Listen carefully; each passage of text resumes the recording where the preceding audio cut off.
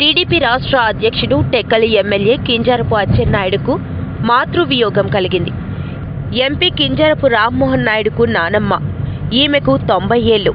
కింజరపు కళావతమ్మకు సంతానం 3 ఆడపిల్లలు, 4 మగపిల్లలు.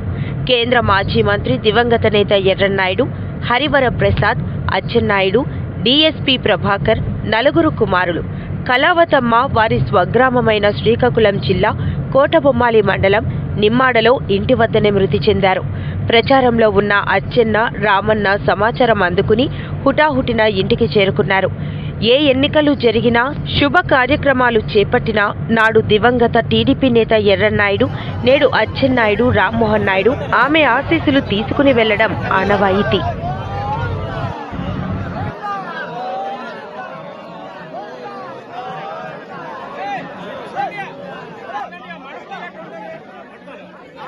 పెట్టాలి కదా.